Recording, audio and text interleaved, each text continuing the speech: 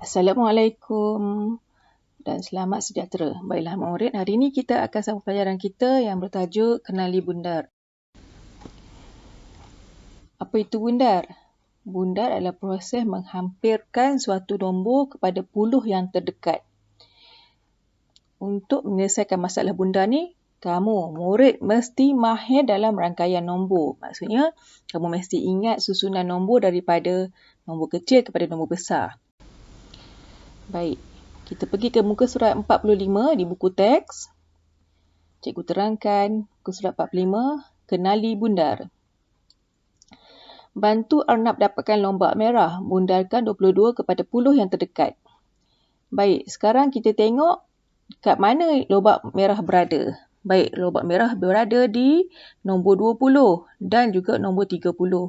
Maksudnya nombor depan 20, nombor belakangnya adalah 30. Lobak yang mana Arnab pilih? Baik, kita tengok ya. Arnab berada di lubang ke nombor 22. Jadi, agak-agak Arnab akan pilih lubang yang mana untuk mengambil lobak. Okey, tengok pernyataannya. Lobak di lubang 30 jauh. Lobak di lubang 20 adalah dekat. Kita tengok jarak. Arnab berada 22. Lobak yang pertama di nombor 20. Lobak yang kedua di nombor 30. Jadi, lobak yang paling dekat dengan Arnab adalah 20. Sekarang kita tengok pada garis nombor.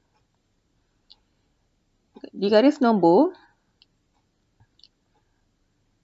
Arnab berada pada nombor 22. Jadi, nombor yang paling hampir dengan Arnab ialah 20. 22 lebih dekat dengan 20 berbanding 30. 22 dibundarkan kepada puluh terdekat menjadi 20. Jadi, Arnab pilih lobak di lubang 20. Baik, apa akan berlaku jika Arnab di lubang 28? Baik, kita tengok nombor 28.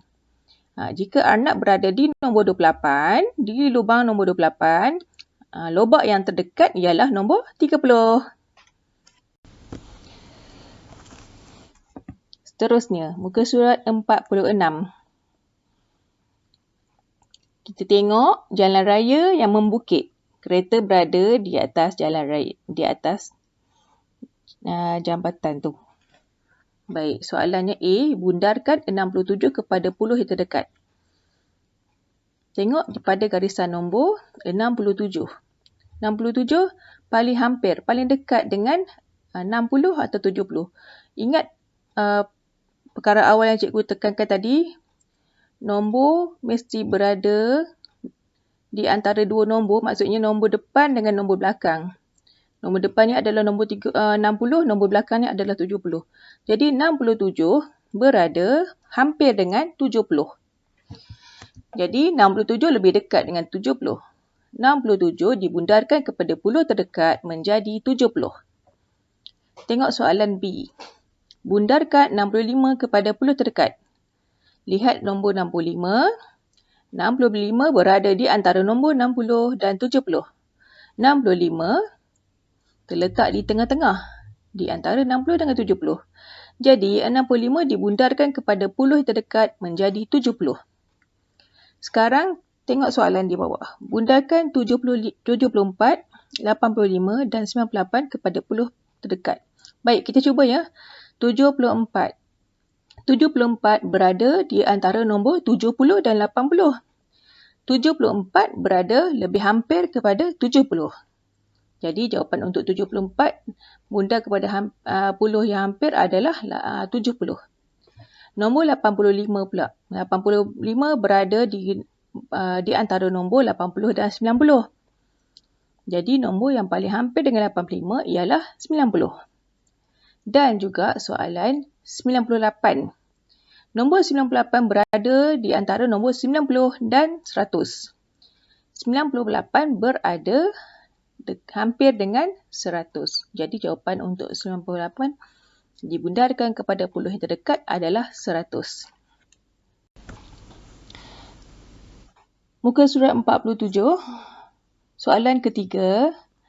Apakah nombor-nombor di bawah yang menjadi 90 apabila dibundarkan kepada puluh terdekat? Okey, baik. Lihat garis nombor yang diberikan.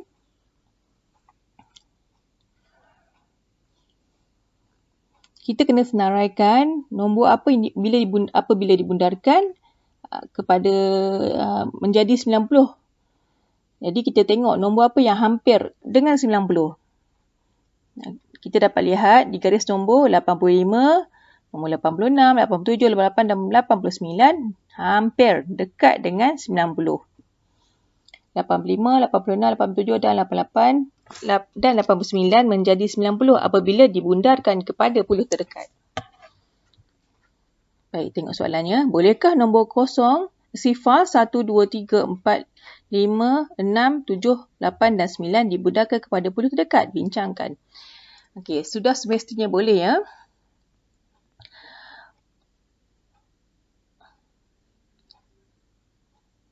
Nombor 1, 2, 3 dan 4 dan 4 apabila dibundarkan dia hampir dengan sifar. Jika nombor 5, 6, 7, 8, 9 dan 10 dan 9 dibundarkan kepada puluh dekat, nomornya hampir kepada 10. Jom lihat asas minda. Pilih kad nombor yang menjadi 60 apabila dibundarkan kepada puluh terdekat. Lihat 71. 71 berada di antara nombor 70 dan 80. Jadi 71 adalah hampir kepada 70. Nombor 59 berada di antara 50 dan 60. Jadi 59 berada hampir dengan 60. Nombor 63 berada di antara 60 dan 70. Jadi 63 hampir kepada 60. Nombor 74 berada di antara 70 dan 80. Jadi 74 hampir kepada 70. Nombor 55 berada di antara 50 dan 60. Jadi 55 hampir kepada 60. Nombor 65 berada di antara 60 dan 70. Jadi 65 hampir kepada 70. Jadi kita pilih kad nombor yang hampir kepada 60. Apakah nombor tersebut? Okey, nombor tersebut ialah nombor 59, 63 dan 55. Nombor ini saja yang hampir kepada 60. Baik, ini adalah bahagian uji diri, muka surat 48. Kamu boleh cuba ya, kamu boleh cuba jawab. Cuba jawab seperti yang cikgu terangkan tadi. Kita tengok soalan nombor 1, bundarkan nombor kepada puluh terdekat.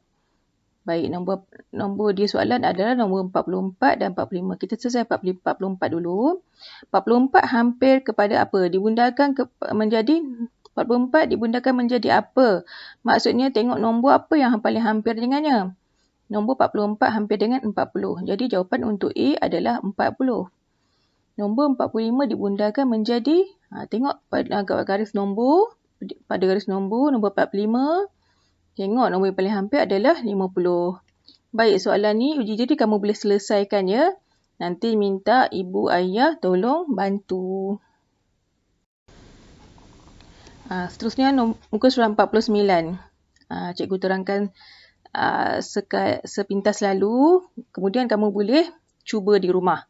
Selesaikan. Asma ingin bina nombor 2 digit guna kad nombor. Berapa nombor yang dapat dibina? Baik, kita lihat kad nombor yang Asma pegang. Asma pegang nombor 5, nombor 7 dan nombor 2. Baik, kita boleh bina nombor daripada kad-kad yang Asma pegang. Baik, apa nombor yang cikgu dah bina? Okay, tengok sini. Nombor 5 dengan 7 menghasilkan 57. Nombor 7 dan 2 menghasilkan 72. Nombor 5 dengan 2 menghasilkan 52. Nombor 2 dan 5 menghasilkan 25. Nombor 2 dan 7 menghasilkan 27. Nombor 7 dan 5 menghasilkan 75. Baik. Caranya kamu boleh ikut di bawah, lukis jadual. Tulis digit puluh, kemudian tulis digit star. Ada nombor yang bermula dengan 7. Baik, kita senaraikan nombor yang bermula dengan 7. 7 dengan 5, 75. 7 dengan 2, 72. Nombor yang bermula dengan 5 pula. 5 dan 7, 57. Nombor 5 dengan 2 menjadikan 52. Tengok pula nombor yang bermula dengan 2. Nombor 2 dan 7 menghasilkan 27. 2 dan 5 menghasilkan 25. Jadi, ada 6 nombor semuanya. Maksudnya, nombor yang boleh dihasilkan daripada 3 nombor yang Asma pegang menghasilkan 6 nombor semuanya. Dalam jadual ini, kita juga boleh lihat nombor paling besar dan nombor paling kecil. Okey, apakah nombor yang paling besar? Baik, nombor paling besar adalah 75. Okey, betul. Seterusnya, nombor yang paling kecil. Sekarang kamu tengok senarai nombor paling kecil adalah 25. Bagus semua.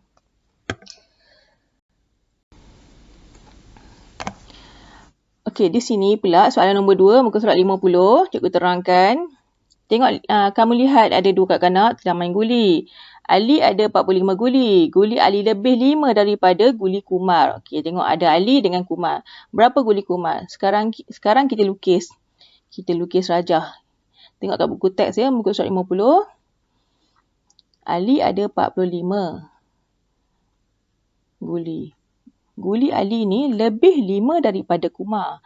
Ini bermaksud guli Ali ada banyak, lebih banyak daripada Kumar. Guli Kumar kurang. Okey.